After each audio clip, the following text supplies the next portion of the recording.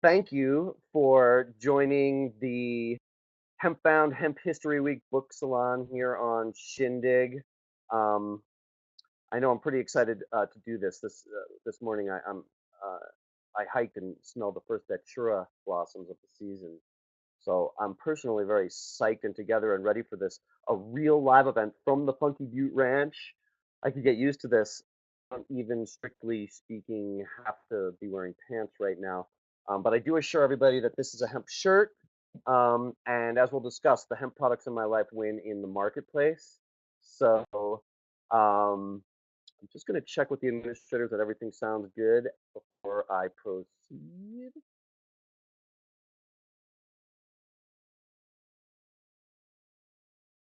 I have no idea whether there are, you know, 10 or 10,000 of you out there, but here we go. So, the reason we are here speaking about hemp today is because a lot of brave people in Colorado um, basically defied federal law last year, including the state agriculture department. I was there this year when the agriculture department started issuing permits for unlimited commercial cultivation of industrial hemp. We'll define and get more into. But if steps like that hadn't happened, um, the 77-year break that the U.S. has imposed on humanity's relationship, 9,000-year relationship with the hemp plant, might not be changing. As many listeners will know, things are changing by the day. I'm curious, maybe we can address this in the Q&A. How many folks out there are aware that last week the House passed an amendment in the funding bill for the Drug Enforcement Administration? And hello, DEA agents who are joining us today. Um, we welcome you into the hemp industry, just as Canada welcomed its drug folks into inspecting its now billion-dollar hemp industry. So back to Colorado. In this first slide here, the fellow that's on the bottom slide on the left, normally I'd be pointing a laser pointer. Anyway, not have to wear pants. It's worth it to lose out on a few tricked out applications. The fellow on the left is Ryan Laughlin, and last year on a federally subsidized um, 1,200 acre multi-generational spread in a part of Colorado so conservative and east that you basically are in Kansas anymore, called Springfield. He decided to prove to himself and to his neighbors invested in the community that hemp was viable in their really uh, um, wrath-like drought conditions. It's the Dust Bowl again. It looks like the Sahara Desert out there. We'll have some slides later on. And he indeed proved on 60 acres that hemp takes half the water that the previous year's wheat crop did. That's a big moment. That's going to get that guy a statue somewhere someday um, because he was risking raid at any time. And he had to talk his conservative parents into letting him do this. And if they move those full 1,200 acres on, well, we're going to be talking about hemp profits, which is the real reason that farmers who are businessmen and businesswomen, that's the reason they're putting hemp back into the ground. But first, a little bit of a definition of hemp and the last 9,000 years of history before we talk about what's next. What we're going to be talking about today is a process called tricropping, which is using one hemp crop for 3 applications, and thus helping not just the farmer's family economy, but the American economy and humanity through climate change mitigation. A Stanford-led team discovered some very well-preserved hemp clothing in a Anatolian Turkish grave site in a village site recently. This was recent. So we go back at least 9,000 years with this plant. It's a camp follower. Michael Pollan believes we have evolved with the plant, which really makes a lot of sense and makes the sort of woo-woo side of hemp's miraculous properties seem at least a little bit more scientific to those of us who have to, by nature or by training, be cynical. Let's put the burden of proof on the hemp plant, and that's really what I did in researching hemp. But what Michael Pollan says is, we've developed these qualities that we want in a plant that we were carting around as camp follower before we were even sedentary humans. So of course it has great tap roots that are fight erosion and grow very quickly. Of course, the seeds are nutritious, and of course, the fibers are strong and useful. We need them for sandals and roofs. So it's not curious. What's curious is that we forgot about it and decided not to use it and moved to inferior synthetics for 77 years. Hemp is defined the world over as any version of the cannabis plant that has 0.3% or less of THC. So that means no psychoactivity at all, and it means that the logical place for hemp is under the purview of the Federal Agriculture Department, as it is in Canada, rather than under the Justice Department and the Drug Enforcement Administration. Um, there is no way to confuse hemp with psychoactive cannabis. Um, the male pollen in the hemp plant, which is just grown for males, females. You just want as many plants as possible. Hence, it's fantastic biomass, even as we see on our background screen here. There's not a lot of crops that grow like that. And in fact, it actually can make them harder to harvest. But in any event, the male pollen would get into a psychoactive cannabis flower and ruin its value immediately by creating seeds. So there's no hope of confusion. Canada's industry, which we hope to emulate here very soon, Colorado already is. In their 15 years industry, 16 seasons just planted, it's going to broach $1 billion industry for Canadian farmers and processors this year. In those 15 seasons, there have been 0 cases of confusion between psychoactive cannabis and industrial cannabis. So no worries there. Moving ahead to colonial times, it is true Thomas Jefferson drafted the Declaration of Independence on hemp, and there's some fun rhetorical stuff like that. But I think the proof is in the pudding. The canvas in the covered wagons that settled the West, those were cannabis or hemp materials. The webbing in the parachute that saved George H.W. Bush's life, too, were made from hemp. So um, hemp basically always has won in the marketplace. I'm going to fast forward here to reefer madness in a moment, but just because before I just get too into it, I want to check with the technicians and make sure we're sounding and looking good. Okay, great. I think we are looking good, and hopefully all, what did we say? 10 million of you out there are able to hear me and follow along. So, I'd like to actually skip over most of Reefer Madness. It makes a fun story, but what's happening now is so much exciting than this little blip in history, this anomaly we can study in abnormal psychology classes someday.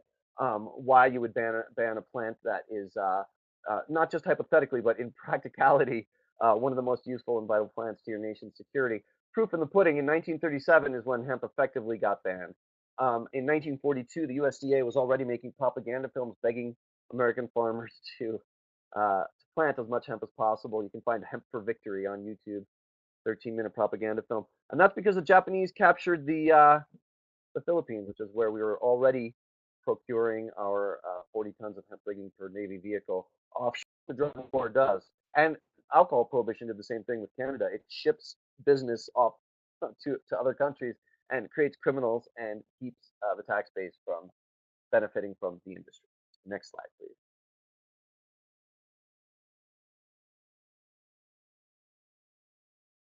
Just give me a second here. Thank you. What happened last February was the inexplicably and very fortunately for an author whose book was coming out that month anyway, um, the U.S. Congress stopped laughing at the annual hemp bill and passed it into law this year. Is this a lesson in representative democracy? It kind of is for me. Um, I mean, there's really not that much different between Jared Polis's amendment that made it into the Farm Bill this year and the sensible hemp legislation that's been going forth since a bunch of Republicans in North Dakota sued the DEA to be allowed to plant hemp back in the late 90s. They were already seeing the profits that Canada was making. I guess let's not look a miraculous ninth inning comeback opportunity for humanity in the except that what Congress did was it was a baby step, but an important one. It allowed research, university-connected research into hemp cultivation aimed at rebuilding our tragically lost world-leading hemp germplasm, which had died out with hemp prohibition, at least as far as official supplies are concerned. So that goes for the now 15 states that have themselves legalized or re-legalized, reauthorized hemp cultivation on the state level. Those numbers are going to be growing significantly, and they've grown by 3 or 4 in the last couple of weeks. Welcome, South Carolina, back to the hemp industry. I hope that you can make these homemade hemp shirts that my girlfriend makes for me. South Carolina, grown and harvested. You've got the facilities rather than Chinese, which is where most hemp textiles come from today. That center picture on this slide, by the way, is a fifth generation Colorado rancher named Mike Bowman, literally displacing hemp, literally displacing GMO corn with hemp.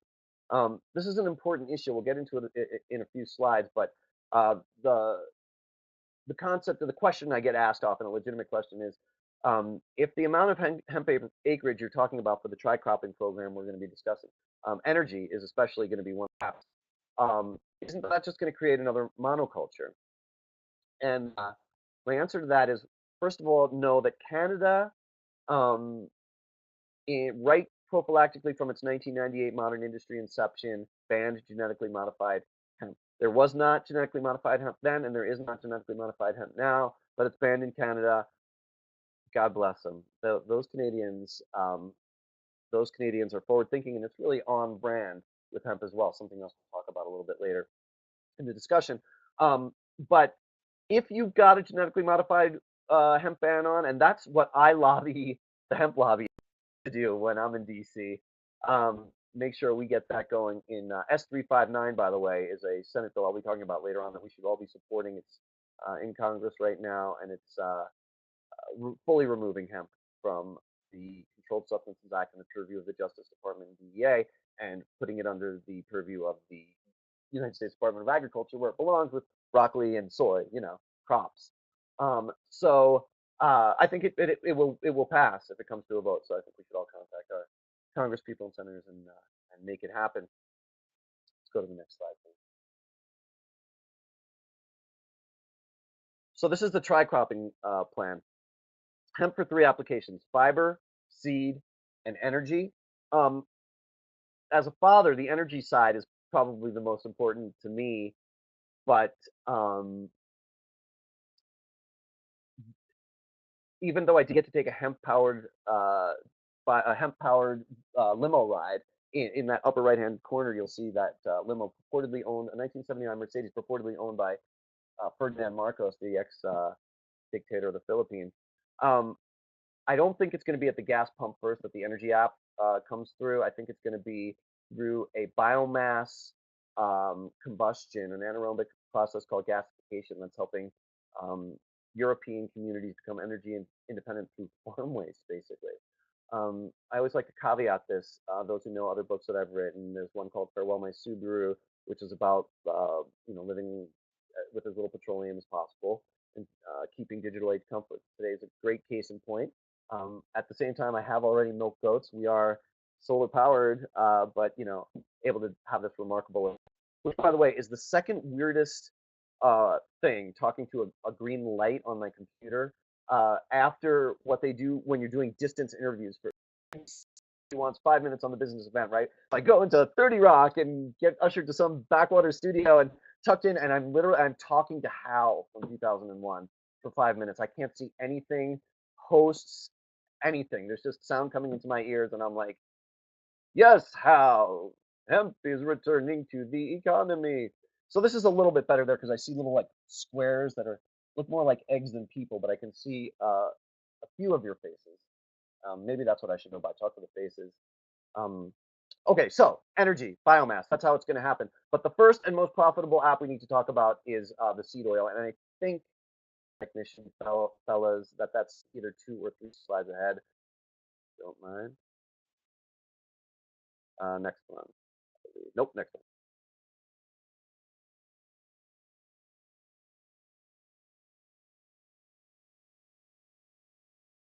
I only see nothing, so I'll wait a minute. There we go. We got to expect these little blips. I don't know if you folks seen. Oh, there it is. Thank you. Louis C.K.'s skit that goes, "Everything's amazing and nobody's happy" or something like that. Because we get so mad when there's these little downloading blips or times. Um, okay, so here's the secret to everyone except for America and Canadian farmers.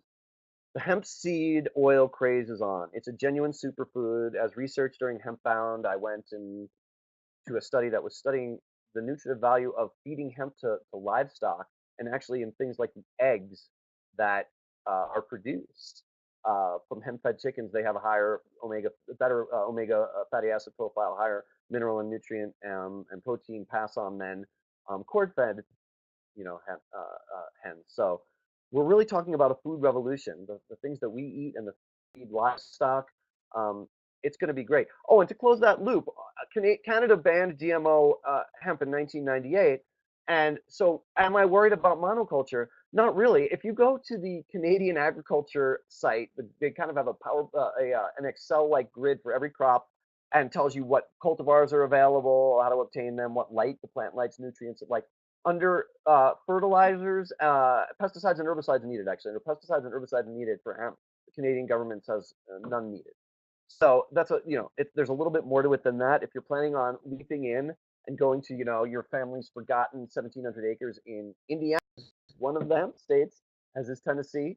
Um, I say go for it, but and it does grow like a weed. But we'll talk harvesting a little bit more to it when it comes to harvesting. But seed oil, um, it's not rocket science. It's pressing two uh, heavy pieces of metal together, and the oil oozes out the bottom. The protein cake that remains is fantastic for everything from animal feed to beauty care, body care products, and also food. There's a hemp granola cereal on the International Space Station right now with the Canadian team called Holy Crap. Gotta like that when just to the south we're still paying millions of taxpayer funds to our wild ditchweed, our remaining legacy hemp that we could be using to rebuild the seed stock. It is tragic. We did lose that Kentucky hemp germplasm, so we do have to start from scratch. So, um, as for okay, so on the hemp seed oil, the deal is it's very simple. It's bottom line economics.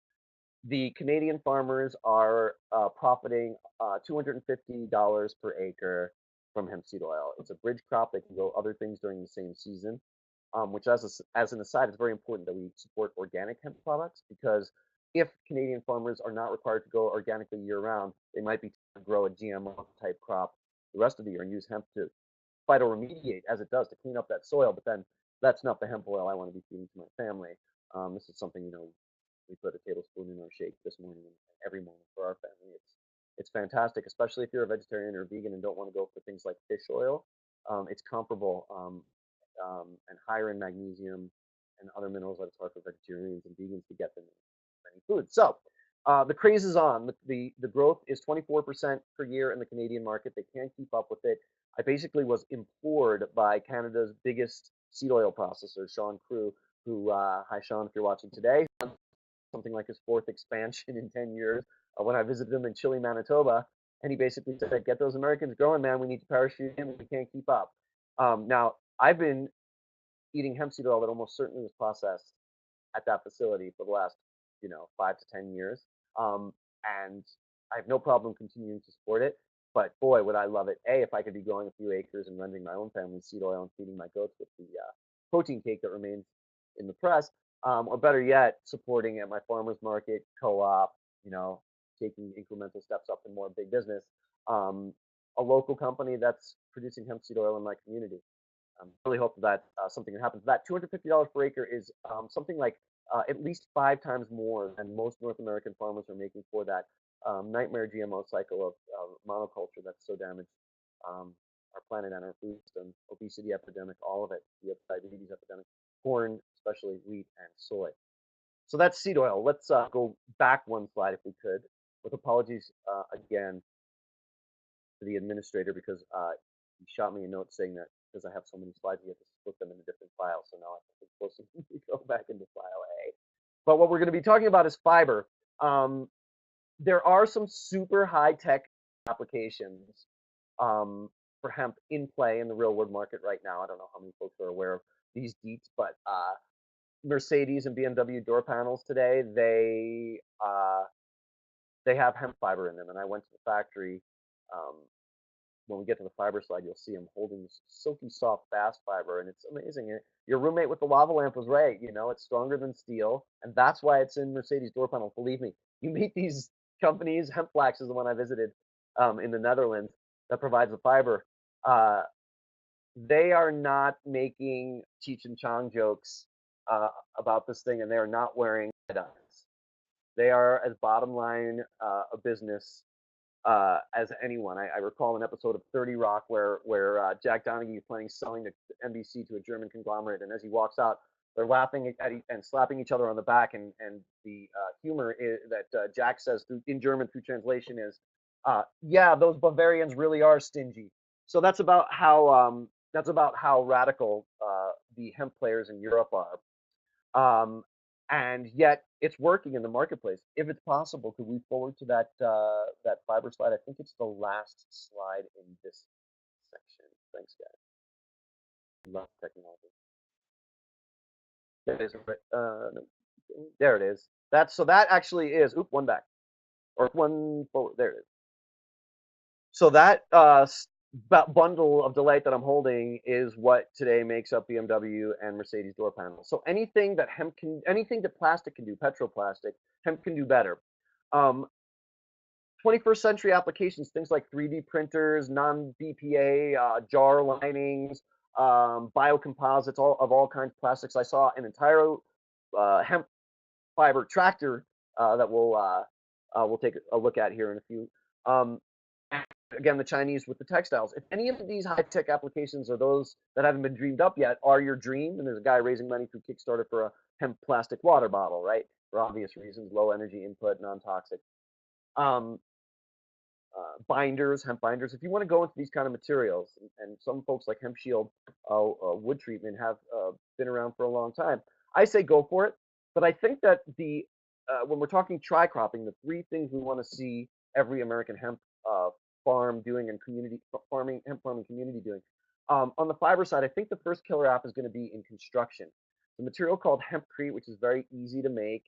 It's today, not hypothetical. The British Marks and Spencer department store chain built a flagship block-long facility out of hempcrete, and the reason is, and I went to a study and researched this in the book.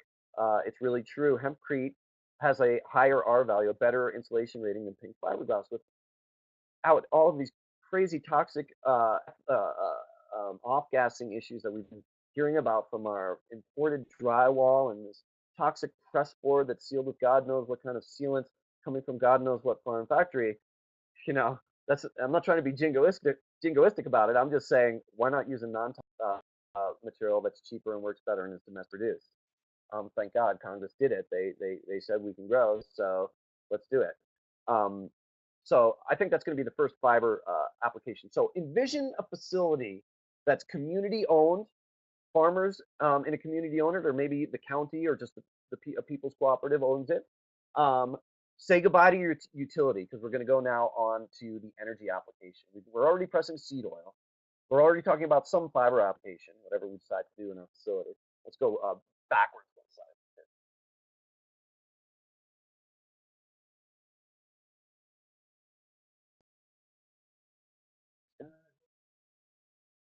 So, well, we're talking about energy. I don't even know how visual that slide is, but basically what we've got is leftover fiber. When I was researching my previous book, Too High to Fail, the farmers I was following were hardcore sustainability farmers. They were into doing this industry right, and I still think that book provides a great model now that cannabis is almost certainly about to come above ground and become a legitimate industry nationwide. So, one thing I noticed that these farmers were not doing, and maybe not able to be doing, was anything cellulose with the stalks, because the market for psychoactive cannabis is the flowers, and then for making things like tinctures and whatever and edibles, the leaves. You can't really do anything with the stalks. So the first thought I had was ethanol. Long story short, not ready for prime time. Not because of hemp. I'm talking about ethanol. Period. We've learned this already, of course, from the energy input versus output for corn and soy, but that's because of corn and soy connections, um, which is fine. It was a nice attempt and it was a nice thought. Then the next thing I looked into was biodiesel, which was useful because I myself, folks know from Furlough My Subaru, I do drive on vegetable, um, and a fuel that works very well for substituting for petrodiesel today, but don't drive hungry because you will find yourself pulling into the nearest Chinese restaurant with a name like Golden Dragon Buffet or whatever it is, on the pretense of filling up your fuel, but like it's always lunchtime. Um, so and so I got to take that aforementioned hemp powered limo ride. One of the fellows that the book is dedicated to, that Hemp Bound is dedicated to, Bill Althouse, is an engineer who has a model in mind for that gasification energy process we're going to be talking about here in a minute. Um, he got me up to Denver to hemp gallons of gorgeous green canola oil that it's a superfood and it's just not ready for prime time as a fuel yet. For one thing, the guy who did the processing for the biodiesel that day told me that because of the uh, strong and excess lignin chains in the oil, in other words, the thing that makes it so good for us to eat, it was harder to process into biodiesel than some other oils. Now maybe that's going to be someone's specialty. Someone in South Dakota or Kentucky is going to devote 2,000 acres to developing a cultivar of seed whose oil is just the perfect substitute for petrodiesel. After all, Rudolph invented the diesel engine intended for farmers to drive on vegetable oil. That's why he made the diesel engine. He thought European farmers could drive on peanut oil, but maybe we'll develop a hemp cultivar for that. But it was not as fun as it was to take that limo ride from Denver area to down to Colorado Springs and back, powered by hemp. That was really fantastic. In being chauffeured in Ferdinand Marcos's sheepskin-lined limo. That wasn't. There's more to the story. In that, I was the only passenger. Bill was driving. The other passenger was I was the only member of the animal kingdom.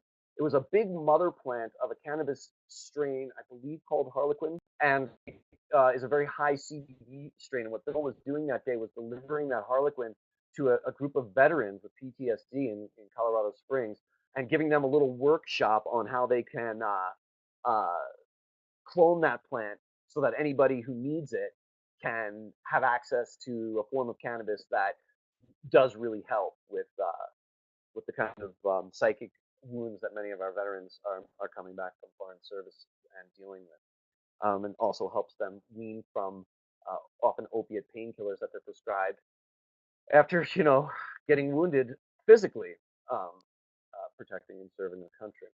So God bless them for that. But it was a fun limo ride, and it also was clear that that's not where it's going to be at right away. The energy solution, I believe, for hemp is gasification. Um, if folks look up the name of Feldheim, Germany, they basically have become energy independent based on this process. They just built a plant, putting their 30% unemployed to work. They went from Germany's highest to lowest unemployment, um, uh, putting the waste biomass that's unused from this really big regional rural community, and they've said goodbye to utilities. They power their own uh, region. They've said goodbye to fossil fuels.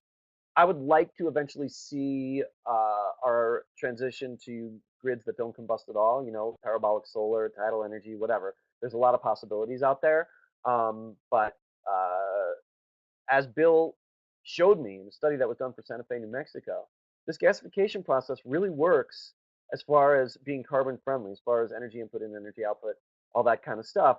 Their units for gasification are relatively small. They're scalable, they're modular. The Army's buying them up now. The smallest ones are about a large outhouse, and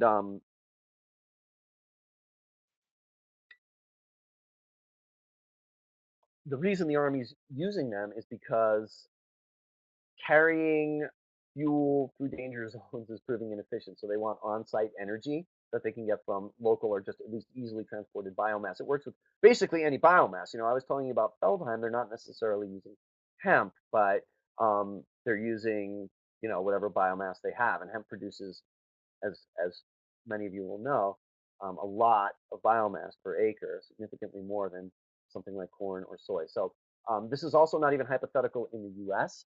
An energy company out of Kentucky called Patriot Biofuels is buying up marginal land that's been damaged by tobacco monoculture and coal mining, knowing that one of hemp's incredible properties that we bred into it is foot-long taproots that not only phytoremediate and leach toxins from soil, but also grow very well in marginal soil and drought-ridden soil. Um, this is sort of field tested. An older lady, a Nebraska rancher, told me at a Hemp Bound event recently that her daddy used to plant hemp along the irrigation ditches there in Nebraska. It was the roots grow so fast along that no matter how wet their growing season was, their crops wouldn't get flooded because hemp was so effective um, in erosion and flood control. And then it was this high protein uh, treat, this finishing for the cattle. She said that the cattle loved putting them to to work munching the flowers in the fall. Again, confirmed now, a study underway in Washington State that pigs that are being finished on hemp versus GMO corn nonsense is finishing healthier and heavier. So it's really a return to knowledge that we've had all along. This phytoremediation in drought-rich soil that Ryan Laughlin discovered there in Colorado last year, um, or rediscovered, I should say.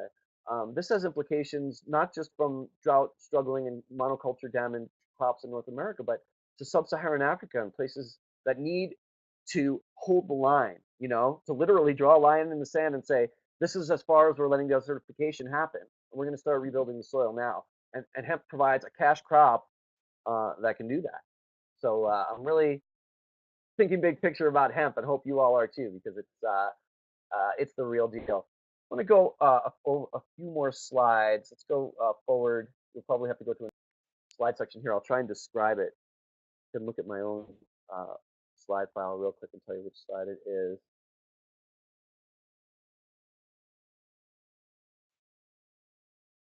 It is the slide that says farmers back to the land. And this is the issue of big farming versus small farming. I'll probably use this to wrap up here so we can take some questions. Um, Ryan Laughlin's farm, 1,200-acre farm, is something like 600. There it is, $600 in, $600,000 in investment. You look at that air seeder or whatever we got there, harvester there in the upper right. This is big ag, and this is how they roll, and they're trying to do it right. Um, I know that a lot of people, I hear this a lot when I give talks about Farewell My Subaru, people say, I could never live on 41 acres. My gosh, how could I live sustainably when I can't live on you know, Ted Turner's monster 41-acre ranch, which is the size of my Funky View Ranch down here in New Mexico, right? So I thought that was a middle ground between the 1,200 acres that Orion Laughlin's doing and the Backyard Gardener. So I asked Sean Crew, Canada's biggest hemp processor, if I were to put 20 of my 40 acres to hemp, how much money would I make selling to you? He was like, talk to the hand, dude. Talk to the hand. If you're not growing 1,000 acres, we don't even want to talk to you. It's just not worth our time. So I did the math at $250 per acre profit. Um, and the smallest farmer in this kind of like big ag scene is netting on a bridge crop. They can grow other things. 250 grand per year. That's a nice small farmers living that may bring us back from the 1% of Americans that we have farming today, at least back up to the 30% that we had when hemp prohibition started in 1937. But it's not the only way to go. You can produce a lot of oil. Just read a study. Courtney Moran's graduate thesis. She's listening today. She's now an attorney in the Portland area. Sent me her thesis, and if I'm remembering correctly, it's something like for an acre, something like I hope I'm not misquoting, but in the neighborhood of 600 pounds of oil.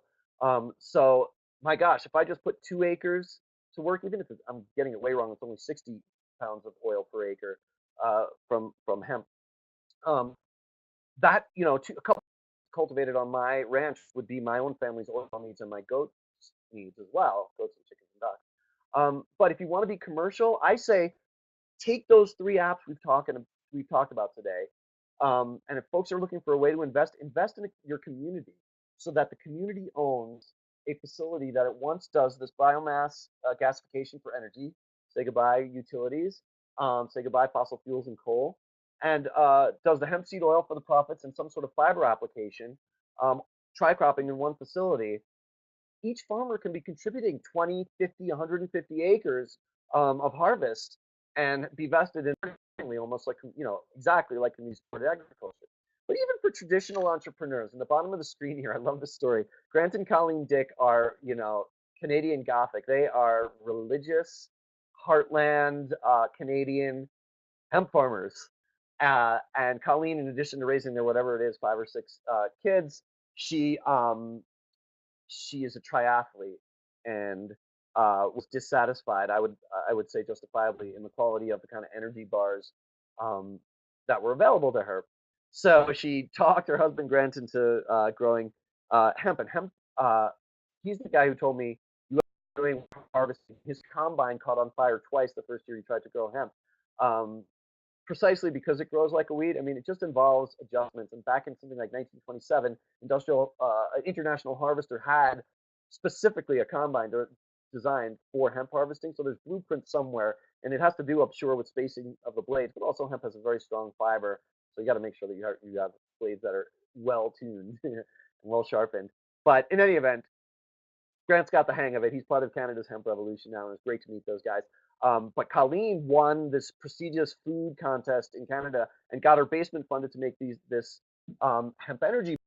Um, the company is growing and successful. I mean, doesn't she look happy down there?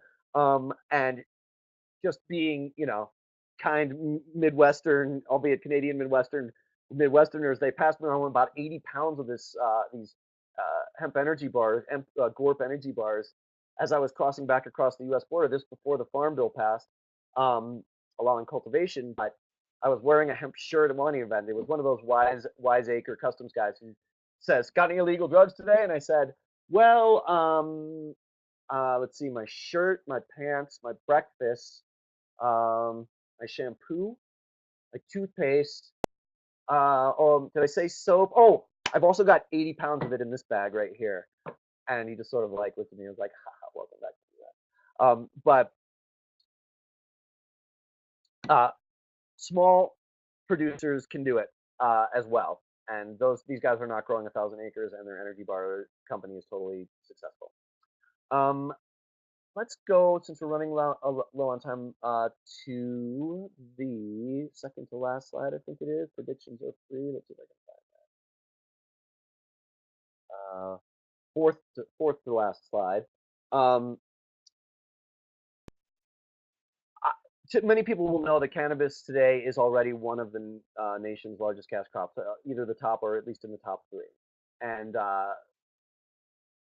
that's a good thing for the tax base, and it's a good thing for public safety as well. Good thing if you want to reduce youth exposure to cannabis as well. When legalization happens, youth exposure goes down, which is something I, of course, care about as a father. Um, So, um, that said, I think industrial cannabis is going to be bigger than psychoactive cannabis in the long run.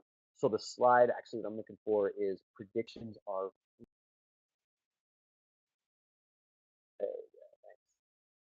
So I think that industrial cannabis is going to be bigger than psychoactive cannabis medium term, like 5 to 10 years from now. And the shorthand for that is uh, Coors is big, but ExxonMobil is bigger. We really turn those amber waves of GMO grain into waving hands of friendly cannabis from sea to shining sea, and make use of this energy application. Um, I think it's going to be a significant. It's going to be the turning point, the tipping point, let's say, in the journey, America's journey away from coal and fossil fuels for our energy. And as long as the ban in on hemp that Canada does, I've got no problem with there being a McHemp sandwich. That slide, by the way, I have to thank Adam Eidinger, a great community organizer in Washington, D.C., who is helping D.C. legalize this fall. Everybody, I hope, supports that campaign. He dug this historical photo up.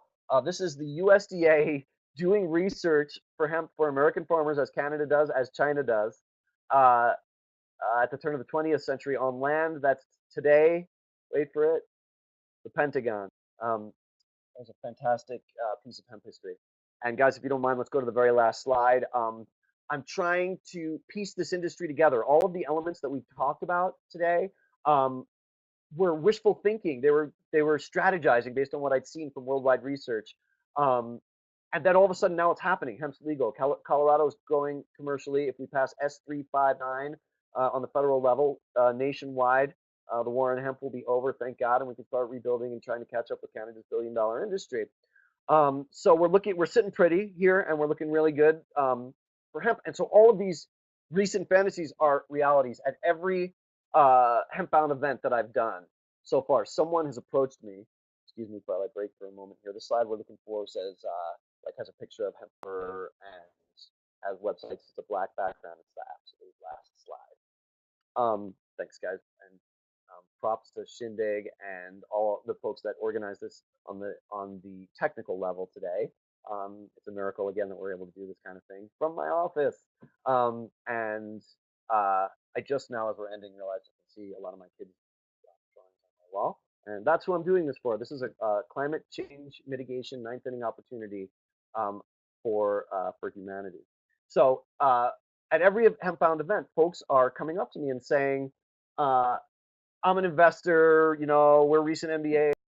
We came to this all the way to this Colorado conference from New York because we want to know where is the best place to, put our investment, and we want to wholesale these gasification units to farmers. So all of this like hypothetical stuff we've been talking about today is actually really happening in the real world. And in the end, if it's really happening because prices are so high for hemp seed oil, fine, let's keep eating more hemp oil and keep it happening, because all the fantastic applications, from building to we skipped through the slide, but natural fibers for our vehicles and electronic components can really happen, and I think are really going to happen. It's a patriotic move, and it's a good move for humanity.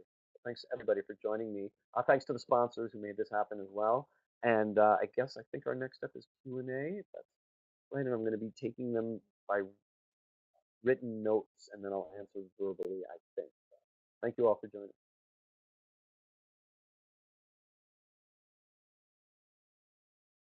While we're waiting, if folks can still hear me, oh, it looks like they're broadcasting. Hello, everyone.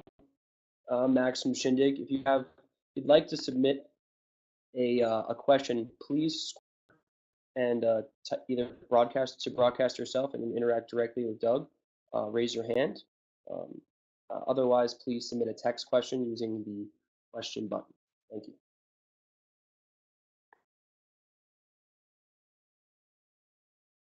And while we're waiting for that to happen, if we can get to that last black slide, still that will help. But just to let folks know, if they want to stay in touch with what I'm saying and doing vis-a-vis hemp drug policy and sustainability, on my website at dougfine.com, you can subscribe to the dispatches from the Funky Beat Ranch News. That's like every other month. I'll send something out. If you want to stay in touch with daily updates, I do tweet daily updates on all things in the world of hemp. There's been exciting stuff lately. An airing of a Hemp Bound event on C-SPAN, and Willie Nelson. I'm still pinning myself calling Hemp Bound the best book of the year. So if you want to follow me on Twitter, the handle is Organic Cowboy, all together with two C's, Organic Cowboy. And thanks to everybody for your interest in bringing back hemp. This is, I should mention, this is Hemp History Week. The folks at Hemp History Week are doing such a fantastic job getting the word out. It's a phenomenon now. Great, and our whole team on Hemp History Week. Also, if you go to the website of Vote Hemp, you can see what's happening in your state and how you can make sure that hemp is getting back into the earth in your community. All right, so I guess I'm looking at some written questions now. Let's see.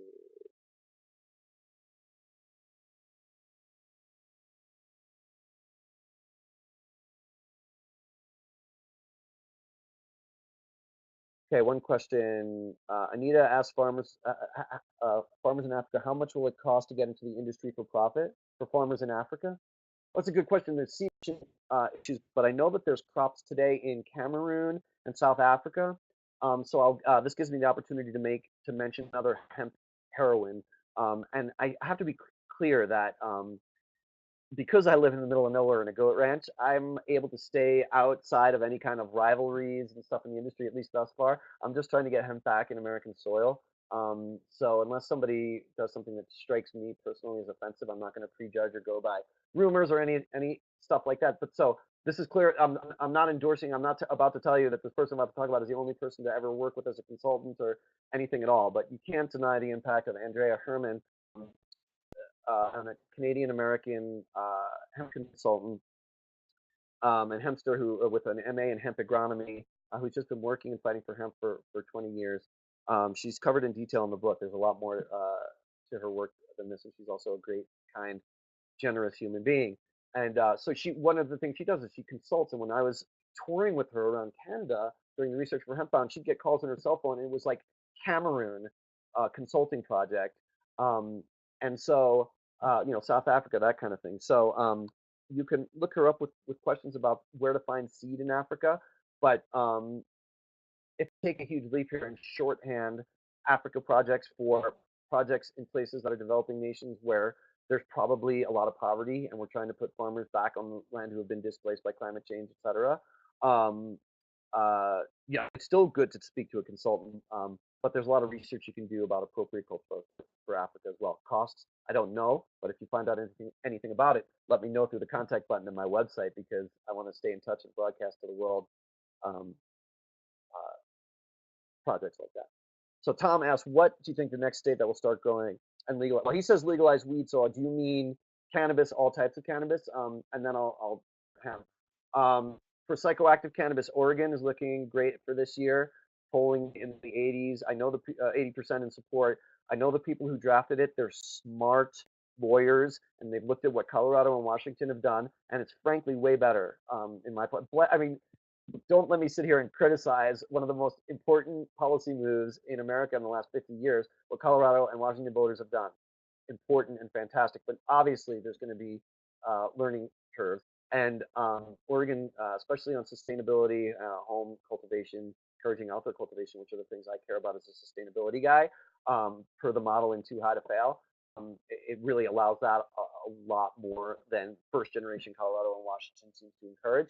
Um, but it's all around a fantastic initiative. So Oregon's looking good. The last I heard was about a week ago that Alaska's at 50, like they calling it, too close to call. And there are sleeper states as well. Missouri looks like it might have an opportunity, but for states that narrowly maybe don't do it, this let's say it doesn't work out in places like Ohio and Missouri in 2014. Ohio's looking great, by the way, too, on both hemp and psychoactive cannabis. That's another state that I would give the green light to and say it's going to happen this year. But for those that don't happen in 2014, forget about it. In 2016, it's one of the few issues that all Americans agree on, that the drug war is one of our nation's worst policies and biggest failures. And we see the success that Colorado and Washington are having, and the revenue that it's generating, and public safety increases. So it's obviously a success. And more people realize medicinal benefits of cannabis. More and more seniors realize it, veterans especially. So, but those that don't do it in 2014, they're going to do it in 2016. California, the near certainty in 2016, and that's obviously hugely influential. And I'll tell you this: I always come across as optimistic in my predictions, but they've been coming true, including hemp's relegalization. I think Texas is going to legalize in 2016. I was just down there giving a talk at the Baker Institute at Rice University in Houston, and Texas is ready for it. Um, as everywhere is, but uh, conservative Texans are being put on the line. Really, you really feel that way about small government? So, what are you supporting this for? And it is turning the tide down there as well, which is a good thing. So the next hemp states, gosh, it's happening so fast. South Carolina just came online. Nebraska, Indiana, very very recently. Hawaii, which is going to be a big hemp state and really needs hemp, is coming online. It has come online. So we're at 15, and I think Ohio is going to be next.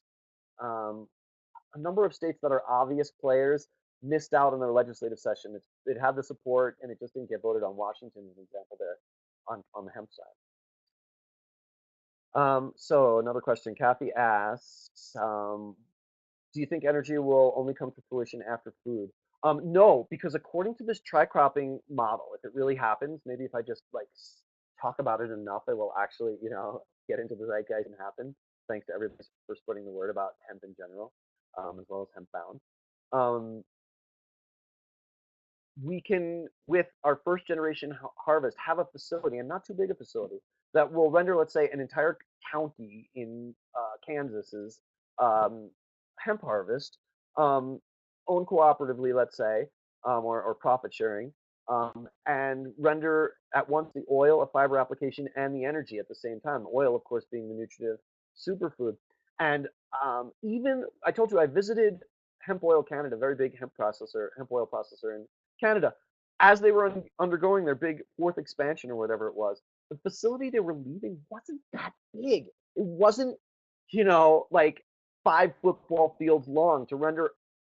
Granted, they run 24/7 and they needed to expand, but like it wasn't a huge factory, and I believe that it's doable to do tri cropping in one facility with one harvest. One slide for time purposes we had to skip over, and I should say, happy to come to your town. Contact button on my website, dougfine.com, if you want to set up an event. But I had to skip over for time a slide today about rediscovering the cultivars that are right for each ecosystem, and I think it's going to wind up in the end be a combination of importing viable seeds that are today no ours, mixing with American ingenuity, cultivars that we develop over these next few years, and even potentially Darwin's cultivars, the ditchweed that survived 77 years of prohibition. Let's see. Question, I don't know if it's Ted or Tad, but it says, there it is. Do you imagine state programs will buy seed stock or will be left in the hand of individuals? State programs are already buying seed in Kentucky. Last week, many folks will know, what do we call this medium? Viewers, listeners, surfers. Um, Many folks will know that uh, the state of Kentucky actually had to sue the DEA to release seeds that were coming in from Italy in you know total sync with the Farm Bill and federal reauthorization of this. It's explicitly what federal law allowed. But the DA thought, well, maybe if we pretend that didn't happen, so they seized the seeds. And there was a lawsuit, and the seeds were released. And what Congress passed last week was in the DEA's funding bill, Commerce bill, uh, a, a provision that prohibits the DEA from seizing seed that's brought in accordance with this farm brought forth by a bunch of a bipartisan, terrific bunch of legislators, including especially Jared Polis of Colorado, but we also have heroes like Earl Blumenauer in Oregon, and Tom Massey in Kentucky, who's a Republican. So state programs are already funding it. I think, and I propose in Hemp Bound, that we should be subsidizing the way the European does. We should be subsidizing the hemp crop at first, because the benefits to farmers, that just, it didn't matter if you subsidize farmers a very small amount. The payback on $250 profit per acre is immediate and huge in farmers' pockets, the wider economy, and in our soil and atmosphere, which benefit as well. So if you add up the real cost of that, it's a bargain for the American people if we federally subsidize our hemp crop as well. Sheila asks, how is farming in Washington coming along? I know some research farming is supposed to happen. Yeah. So I was just there doing a couple of events in Seattle and Bellingham, and Washington, there's a bunch of states that really have it together. Ohio, Missouri, Washington, Oregon. They have multiple organizations making it happen. And so I'm hoping I can remember all the names, or maybe I can look up this. I'm forgetting the one that's in Eastern Washington. The fellow that runs it, if you guys look him up, Russell Osborne, is a farmer that's trying to make it happen in Eastern Washington, which desperately needs hemp back in the soil. I wish I had shown the slide that showed how the Sahara-like the soil looks in parts of our farmland, our heartland today. It was frankly shocking to me. We really need to get hemp back there. So that fellow's doing it on the eastern side. A bunch of terrific people are doing it on the in the Bellingham region. Sandy Soderberg is one. Working with a bunch of other cool people in that region. It was really great meeting that crew. They're working really hard on it. In the Bellingham area, Joy Ackerman. I hope I have all these folks have 3 names, and I realize I don't know if I'm omitting the last or the middle name. but she's based in the Seattle area and is doing terrific things with hemp as well. So I hope that answers your question. Unfortunately, Washington um, legislature adjourned before passing their widely supported hemp bill, and it's allowing other states to get a head start. That said, I think that there's going to be a test crop going on anyway this year, and you might want to talk to the Bellingham folks about that. So good luck with Washington. We need it. See if there are other questions. It looks like we may be close to running time.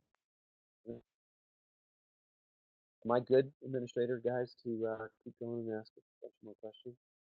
How about I answer one more? Paul asks, how can we get the UN to promote hemp to, not sure what that word is, a hungry world for climate mitigation, DEES?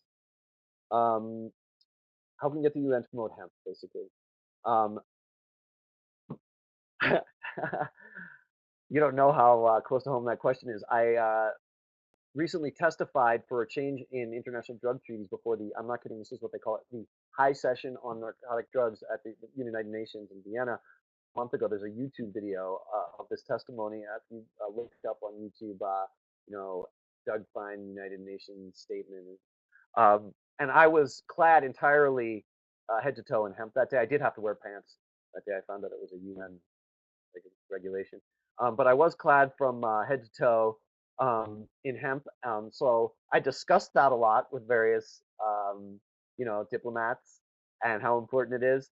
But no, this was talking about cannabis. Maybe this is a really good point for me to make to my European colleagues who are active on this continually, Paul, that when the changes to the three international drug treaties at the 2016 United Nations General Assembly special session on narcotic drugs, that's going to hopefully do that. It's going to do what we want our federal law to do here in the U.S. It's going to say member UN states can do whatever you want vis-a-vis setting drug policy because it doesn't make any sense. It just creates criminal cartels to have an international ban. I hope we should add into that. This includes industrial hemp, and maybe that'll be a good first step. But if anybody here works for nonprofits or development or aid organizations, it's a fantastic way to help get farming communities back on the ground, not just in Africa, but every place that's suffering, whether it's from incredible floods in Bangladesh, incredible droughts in Zambia. See whether or not. See.